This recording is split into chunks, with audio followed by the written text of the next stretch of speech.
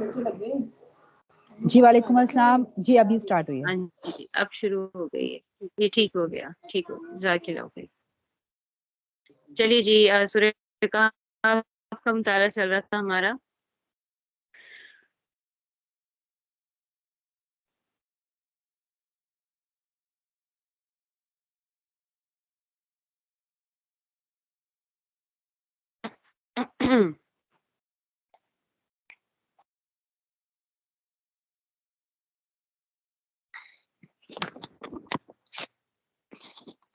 آیت نمبر 23 سے ہم نے شروع کرنا ہے۔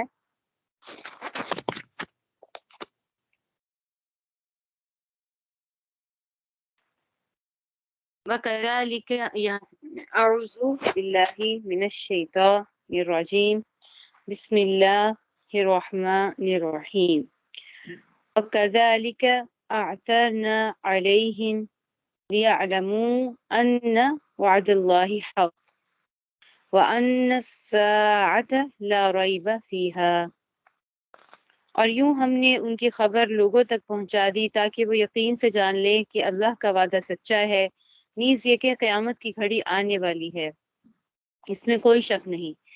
وہ وقت بھی آیا جب لوگ ان کے بارے میں آپس میں گفتگو جھگڑ رہے تھے، چنانچہ کچھ لوگوں نے کہا کہ ان پر ایک امارت بنا دو، ان کا رب ہی ان کے معاملے کو بہتر جانتا ہے۔ آخر کار جن لوگوں کو ان کے معاملات پر غلبہ حاصل تھا، انہوں نے کہا ہم تو ان کے اوپر ایک ضرور بنائیں گے۔ اب اصحاب کہف کا واقعہ چل رہا ہے، اور وہ جو پناہ انہوں نے لے لی، اس کے بعد کیا ہوا کہ وہ جو نیک بادشاہ تھا اس کے دور میں جو ہے وہ اپنے اٹھنے کا ان کا زمانہ آیا۔ اب یہاں پر جو ذکر کیا گیا وہ کذالک اعثرنا، کہ اصحاب کہف کا جو راز ہے وہ شہر والوں پر اللہ نے ظاہر فرما دیا، ٹھیک ہے۔ اور اس کی حکمت کیا تھی کہ عقیدہ آخرت کو اور قیامت کا جو ہے وہ واضح ہو جائے کہ سب مردے دوبارہ زندہ ہوں گے، ٹھیک ہے۔ اس کے واقعے کے کہ قیامت کے سب مردے زندہ ہوں گے، اس کی حاجت اس طریقے کی کیوں پیش آئی کہ دوبارہ زندہ کرنا پڑا؟ تو امام قرطبی رحمہ اللہ فرماتے ہیں کہ جب یہ اصحاب کہف جب یہ غار میں پہنچے تو وہ ظالم بادشاہ تھا، دقیانوس اس شہر پر مسلط تھا، وہ تو مر گیا، ٹھیک ہے۔ اس کے بعد اب اتنے صدیوں بعد جب ان پر ایک اور بادشاہ آیا، مسلط ہوا، تو وہ نیک بادشاہ تھا، اس کا نام کیا تھا؟ پیدوسیس لکھا گیا ہے تفسیر مظہری میں۔ اس کے زمانے میں واقعہ پیش آیا کہ اس کے جو لوگ تھے ان کے آپس میں کسی گروہ میں اختلاف پیدا ہو گیا، اور ایک فرقہ ان کا اس چیز کا منکر ہو گیا کہ بدن گلنے سڑنے کے بعد ریزہ ریزہ ہو کر، ٹھیک ہے، اگر ساری دنیا میں بھی وہ ریزہ ریزہ ہو کر پھیل جائے تو وہ دوبارہ سے زندہ کیسے ہو سکتا ہے؟ اس بادشاہ کے زمانے میں ایک فرقہ اس چیز کا مرتد ہو گیا۔ تو بادشاہ جو نیک تھا، صالح تھا، اس کو اس چیز کی فکر ہوئی، اور وہ کسی طریقے سے اپنے ان لوگوں کے شکوک و شبہات دور کرنا چاہتا تھا، اور چاہتا تھا کہ ان کے شبہات جو ہے دور ہو جائیں۔ اس فکر میں اس نے کیا کیا، اس نے یہ تدبیر کی کہ ٹاٹ کے کپڑے پہننے اور راکھ کی ڈھیر پر بیٹھ کر اللہ تعالیٰ سے گڑ گڑا کر دعا کی۔ اللہ پاک نے اللہ تعالیٰ نے اس کی اس طریقے سے دعا کو قبول فرمایا کہ اتنے سالوں بعد جو اصحاب کہف کے لوگ تھے وہ اٹھ کر کھڑے ہو گئے، تو بادشاہ کو یہ چیز ان کے سامنے انہوں نے بیان کی۔ تو اس میں فرماتے ہیں کہ جب اصحاب کہف بیدار ہوئے اور انہوں نے اپنے ایک آدمی کو جس کا نام تملیخہ بتلایا جاتا ہے، اس کو بازار میں بھیج دیا کہ وہ کھانا خریدنے کے لیے دکان پر جائے۔ جب وہ دکان پر پہنچا اور 300 برس پہلے بادشاہ دقیانوس کے زمانے کا سکہ جب اس کے سامنے پیش کیا تو وہ دکاندار حیران رہ گیا کہ بھئی یہ کس زمانے کا سکہ میرے پاس لے کر آئے ہو، تم نے ٹھیک ہے، تمہارے ہاتھ میں جو خزانہ تو نہیں لگ گیا؟ تو انہوں نے کہا کہ نہیں، یہ کسی کا خزانہ بھی نہیں ہے، یہ تو میرا اپنا روپیہ ہے۔ بازار والوں نے اس کو گرفتار کر کے بادشاہ کے سامنے پیش کیا۔ بادشاہ جو ہے وہ کو پہلے بتایا کہ وہ نیک تھا، صالح تھا، اس نے اپنے سلطنت کے پرانے جو آثار قدیمہ ہے اس کے اندر دیکھا، تو اس میں اس کو ایک تختی بھی ملی جس میں اصحاب کہف کے نام لکھے تھے اور ان کے فرار ہونے کا پورا واقعہ لکھا تھا، اور لکھا تھا کہ جو بھی میرے بعد بھی آئے بادشاہ بنے تو وہ ان کو پکڑے. ٹھیک ہے, اس وجہ سے اس کو محفوظ رکھا گیا تھا اس تختی کو, اس لیے بھی اس کو اصحاب رقیم اس کے تختی کے اوپر نام لکھا گیا تھا. تو وہ بطور یادگار کے لیے کہ وہ تختی اپنے پاس رکھی ہوئی تھی. تو جب بادشاہ کو اس چیز کا علم ہوا تو وہ اس وقت پھر کیا ہوا, جو مردہ جسم کو دوبارہ زندہ کر لینے کا جو اللہ تعالیٰ کی قدرت تھی, قدرت کاملہ, وہ اس کے سامنے آ گئی. جو گروہ منکر ہو گیا تھا.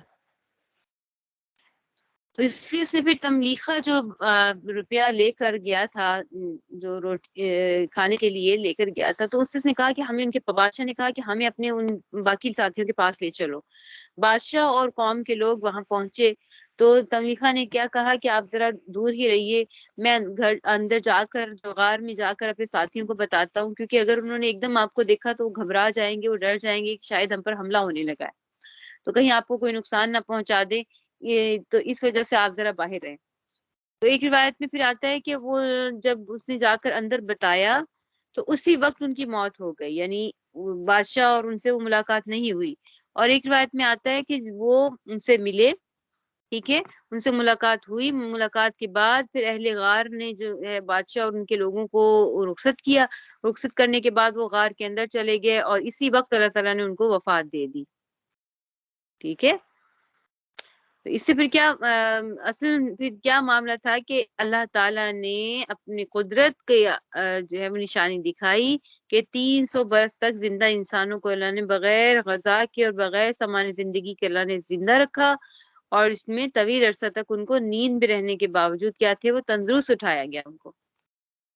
ٹھیک ہے, تو اس میں کس طرف اشارہ ہے کہ لِيَعْلَمُوا أَنَّ وَعْدَ اللَّهِ حَقٌّ وَأَنَّ السَّاعَةَ لَا رَيْبَ فِيهَا, یعنی ہم نے اصحاب کہف کو زمانے طویل تک سلانے کے بعد جگہ اٹھایا تاکہ لوگ سمجھ لیں کہ قیامت میں سب مردوں کے اجسام کو اللہ تعالیٰ دوبارہ زندہ کریں گے, اور قیامت کے آنے میں کوئی شبہ نہیں ہے. ٹھیک ہے, تو اب اصحاب کہف کی وفات کے بعد لوگوں کا آپس میں سے اختلاف ہوا, اس کے بارے میں آپ آیت سے کیا آ رہی ہیں دیکھیے.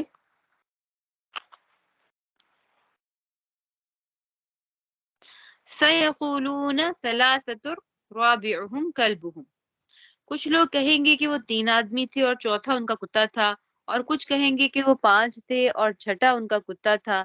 یہ سب اٹکل کے تیر چلانے کی باتیں ہیں. اور کچھ کہیں گے کہ وہ 7 تھے اور 8واں ان کا کتا تھا. کہہ دو کہ میرا رب ہی ان کی صحیح تعداد کو جانتا ہے, تھوڑے سے لوگوں کے سوا کسی کو اس کا علم پورا علم نہیں, لہٰذا ان کے بارے میں سرسری گفتگو سے آگے بڑھ کر کوئی بحث نہ کرو اور نہ ان کے بارے میں کسی سے پوچھ گچھ کرو.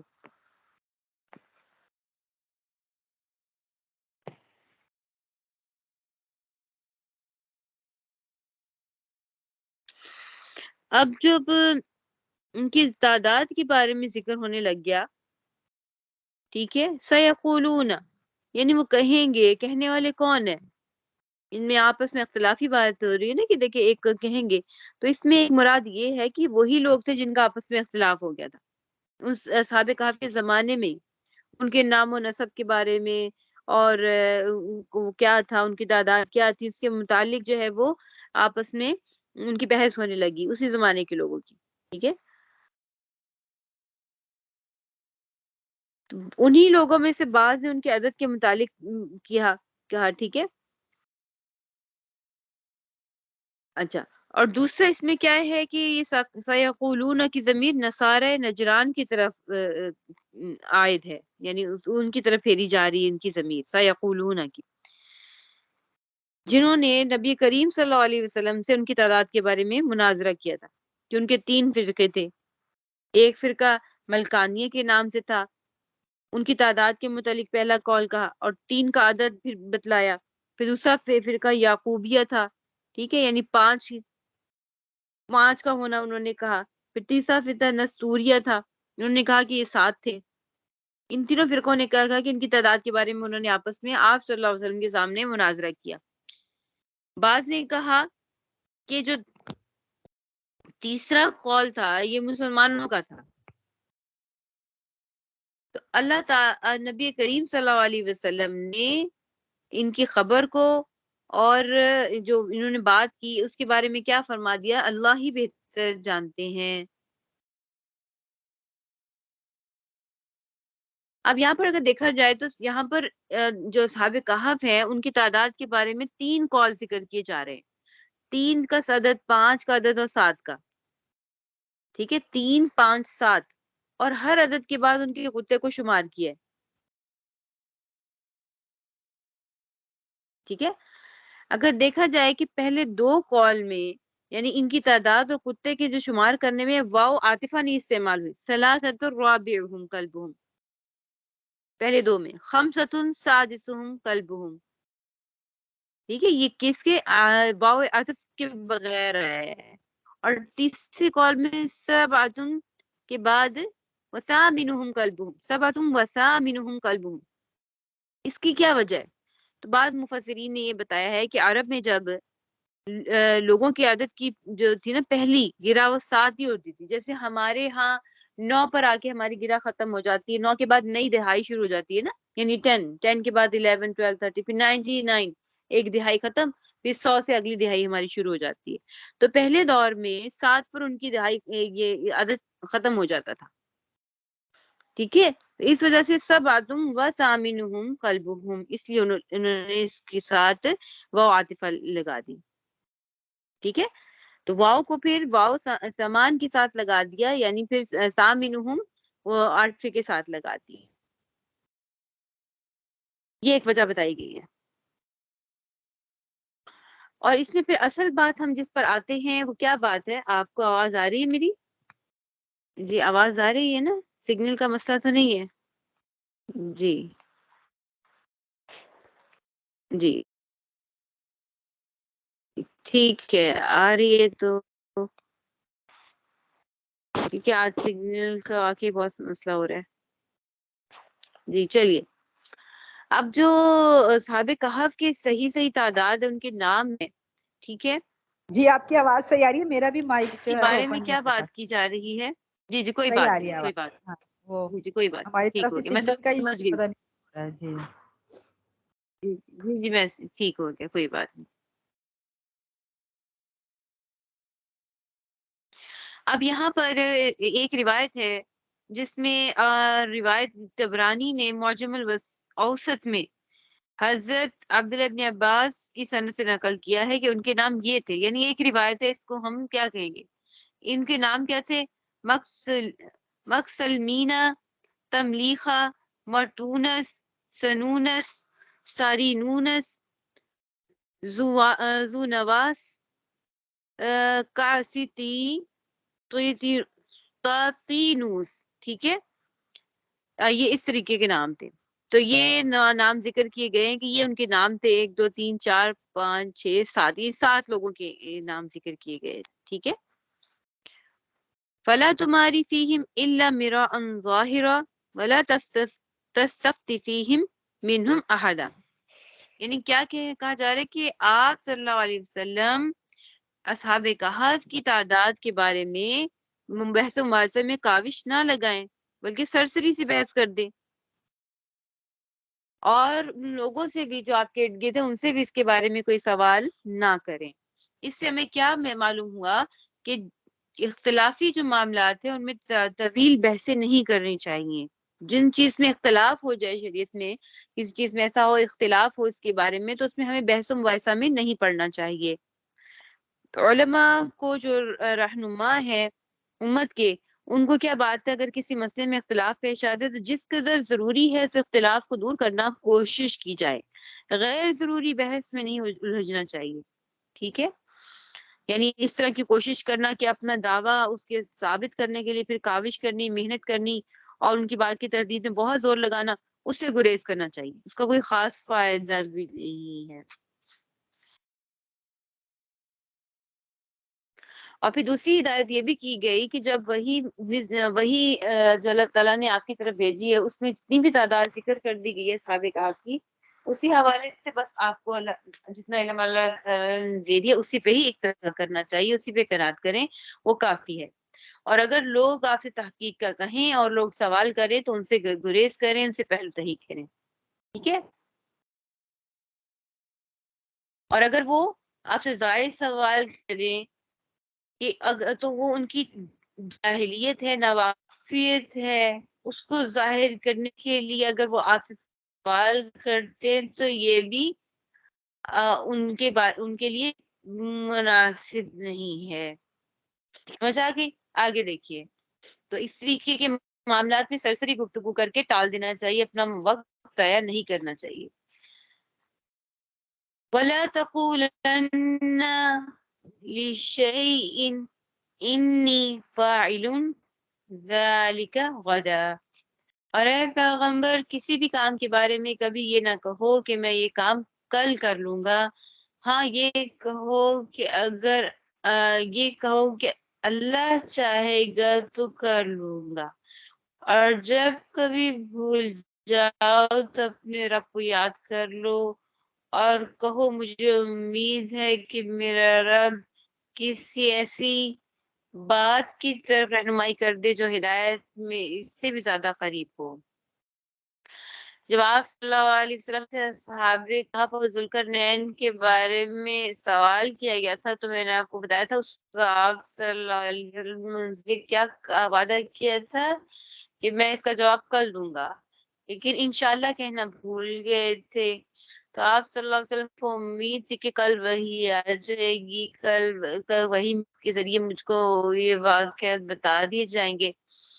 ٹھیک ہے کہ اس واقعے کی طرف اشارہ کر کے اللہ تعالیٰ نے تمام مسلمانوں کو ہدایت کر دی کہ آئندہ کے بارے میں کوئی بات کہنی ہے تو انشاءاللہ کے بغیر نہیں کہنی.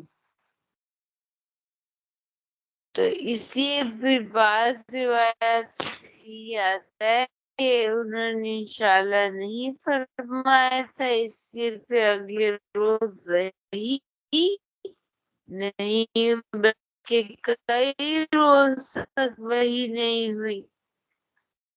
ٹھیک ہے، اور کئی روز اس آیت سے ہمیں انشاءاللہ. اور اگر یہ بھی معلوم ہوا اگر ہمیں بھولے سے یہ کلمہ کہنے کے رہ جائے جب یاد ہے اس کو کہہ لینا چاہیے. ٹھیک ہے، وہ بھی اسی کے حکم میں ہے.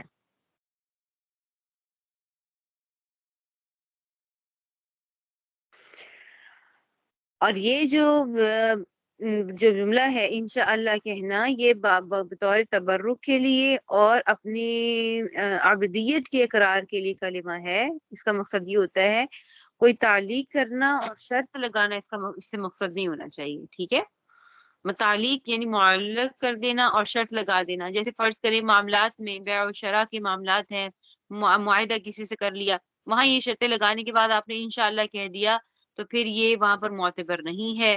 کہ میں اگر معاہدے کے وقت کہہ دے کہ شرط لگانا بھول جائے، ٹھیک ہے، پھر کبھی یاد آئے تو چاہے تو پھر کہے کہ شرط لگا لے، تو اس میں بھی علماء کرام کا اختلاف ہے. انشاءاللہ کہنے سے کہتے ہیں کہ معاملات میں انشاءاللہ کہنا وہ معتبر نہیں ہوگا. ٹھیک ہے،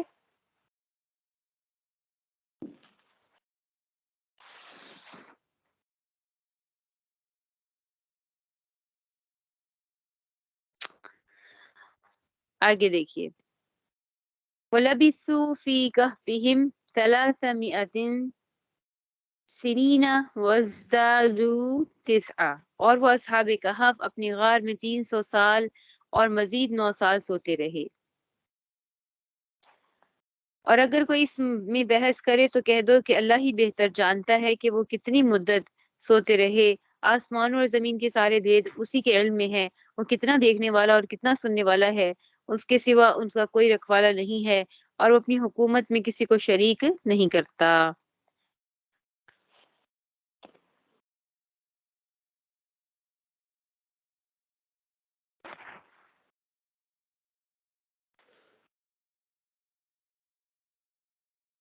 اب یہاں پر ایک سوال پیدا ہوتا ہے کہ اصحاب کہف کے معاملے میں خود ان کے زمانے میں اور پھر نبی کریم صلی اللہ علیہ وسلم کے دور میں یہ دو باتیں زیر اختلاف تھی. کون سی؟ ایک اصحاب کہف کی تعداد، دوسری ان کا غار میں سوتے رہنا. سوتے رہنا کتنی دیر تک وہ سوتے رہے. قرآن پاک نے ان دونوں باتوں کو بیان کر دیا.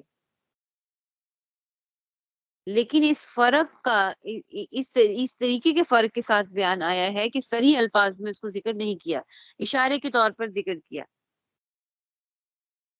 ٹھیک ہے، اس طریقے سے کہ جو قول صحیح تھا اس کی تردید نہیں کی، لیکن مدت کی تعیین کو صاف اور صریح الفاظ میں بتا دیا. کیا بتایا؟ وَلَبِثُوا فِي كَهْفِهِمْ 300 سِنِينَ وَازْدَادُوا 9. ٹھیک ہے، اس کی وجہ کیا ہے کہ قرآن نے اس طرف اشارہ فرمایا کہ تعداد کی بحث تو بالکل ہی فضول ہے. ٹھیک ہے، کہ وہ کتنے تھے، کیا تھے، کتنے لوگ تھے، اچھا تو وہ ان کا کتا تھا، کتنے لوگ تھے. اصل وہ معاملہ نہیں تھا. معاملہ اصل میں اس کا تو نہ دنیاوی تعلق ہے، نہ دینی تعلق رکھتا ہے وہ مسئلہ. اصل مدت دراز تک انسان کا سوتے رہنا وہ اصل مسئلہ ہے. وہ اس کے ساتھ انسان کی دین بھی جڑا ہوا ہے کہ وہ اللہ تعالیٰ پر اس کا ایمان اور بڑھ جائے گا، کہ عادت انسانی کے خلاف وہ ایک طویل مدت تک بغیر غذا کے تندرست رہے اتنے لمبے عرصے تک. تو اس کی اللہ نے تعیین فرما دی کہ اتنے سال تک، اتنی دیر تک وہ سوتے رہے. ٹھیک ہے،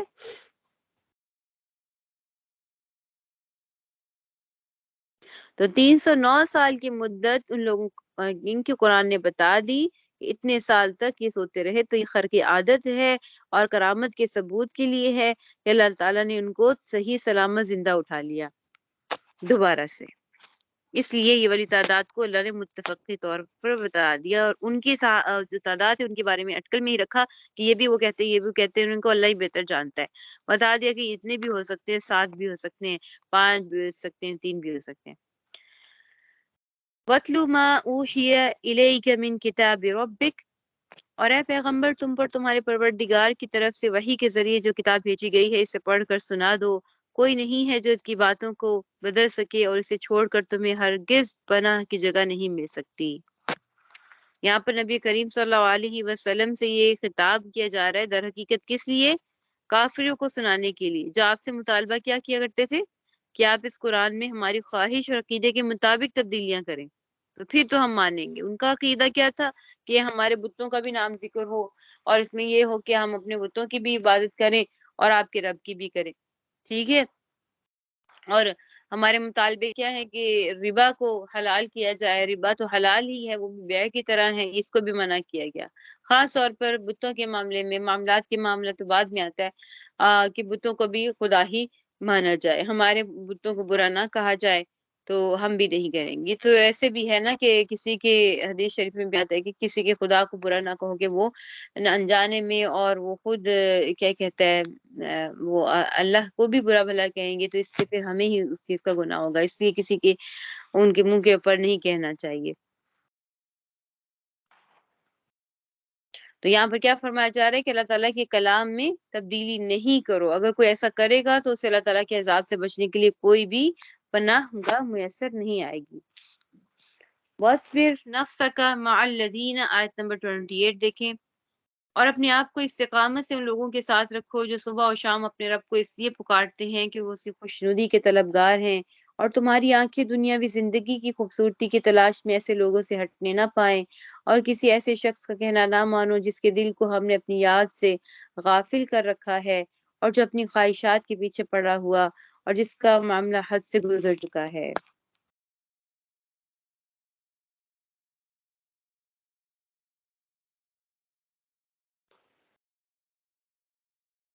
اب یہاں پر وَاصْبِرْ نَفْسَكَ، یہ دیکھیں دعوت و تبلیغ کے جو خاص آداب ذکر کیے جا رہے ہیں اس پہ دیکھیں کہ یہ جو آیت ہے وَاصْبِرْ نَفْسَكَ، اس آیت کے شان نزول میں کچھ واقعات ہیں. ٹھیک ہے،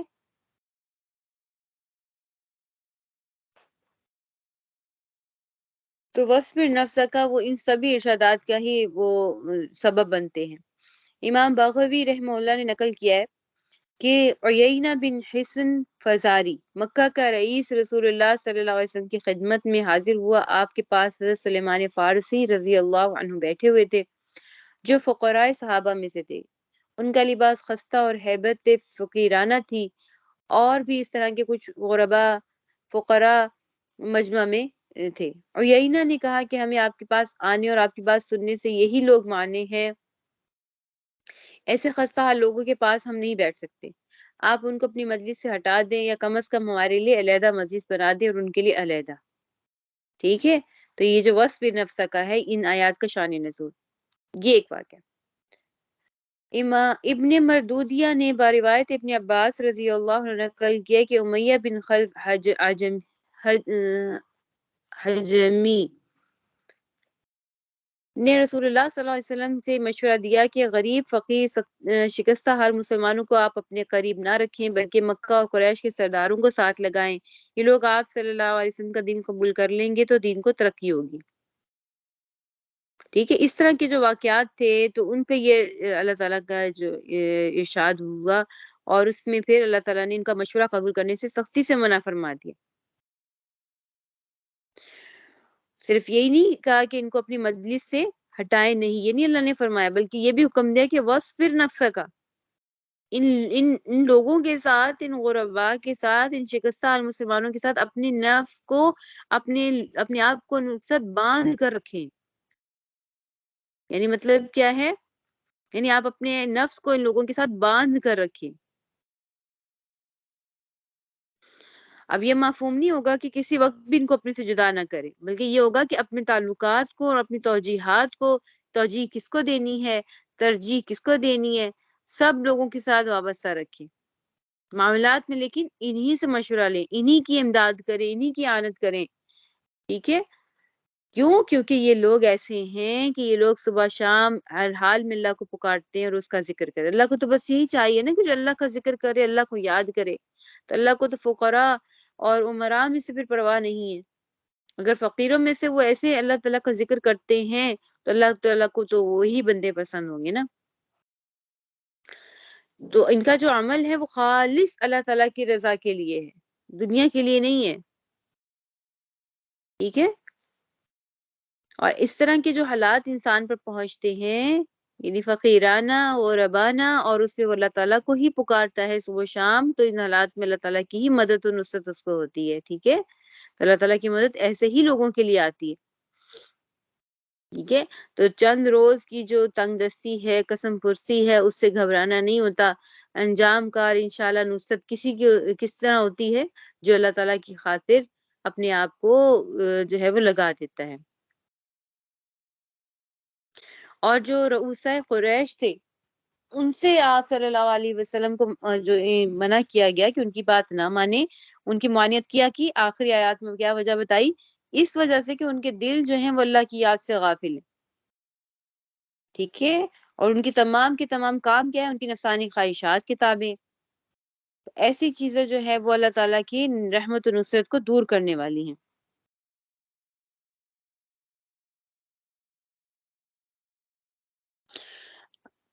اب یہاں پر یہ سوال ہو سکتا ہے کہ یہ جو مشورہ تھا کہ بھئی آپ ان فقیروں کا الگ مجلس کر لیں اور ہماری الگ کر لیں، ہم پھر آیا کریں گے، تو مشورے کی حد تک تو ٹھیک ہی تھا کہ قابل عمل تھا کہ ان کے لیے علیحدہ مسجد کی مجلس علیحدہ کر دی جاتی، کہ ان کو اسلام کی دعوت دے دی جاتی. ٹھیک ہے، اس میں لیکن کیا تھا کہ ایک طرح کا اس میں جو سرکش جو مالدار تھے ان کا خاص قسم کا پھر اعزاز تھا نا اس میں، جس سے کیا ہوتا کہ غریب مسلمانوں کی دل شکنی ہوتی، حوصلہ شکنی ہوتی. تو اللہ تعالیٰ نے اس کو بھی گوارا نہیں کیا کہ ان مسلمانوں کی حوصلہ شکنی ہو.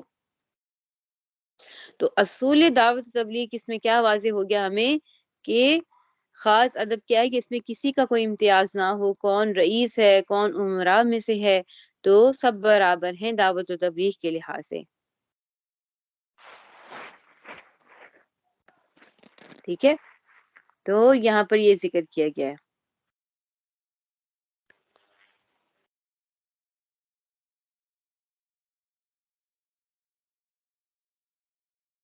وَقُلِ الْحَقُّ مِنْ رَبِّكُمْ، آیت نمبر 29. اور کہہ دو کہ حق تو تمہارے رب کی طرف سے آ چکا ہے، اب جو چاہے ایمان لے آئے اور جو چاہے کفر اختیار کرے. ہم نے بے شک ایسے ظالموں کے لیے آگ تیار کر رکھی ہے جس کی قناتیں ان کو گھیرے میں لے لیں گی، اور اگر وہ فریاد کریں گے تو ان کی فریاد کا جواب ایسے پانی سے دیا جائے گا جو تیل کی تلچھٹ جیسا ہوگا اور چہروں کو بھون کر رکھ دے گا. کیسا بدترین پانی اور کیسی بری آرام گاہ ہے. ٹھیک ہے، تو اس میں کیا ہے کہ کسی کو ایمان لانے پر مجبور زبردستی نہیں کیا جا سکتا.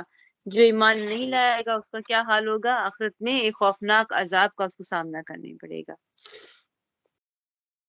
ان الذین آمنوا وعملوا الصالحات، البتہ جو لوگ ایمان لائے اور انہوں نے نیک عمل کیے تو یقیناً ہم ایسے لوگوں کے اجر کو ضائع نہیں کرتے جو اچھی طرح عمل کریں.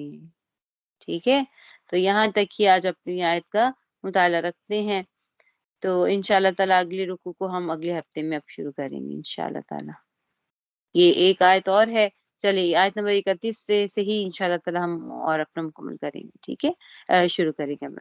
ٹھیک ہے، چلیے جزاکم اللہ خیر. سبحانک اللہم و بحمدک، نشہد ان لا الہ الا انت، نستغفرک و نتوب الیک. السلام علیکم و رحمۃ اللہ وبرکاتہ.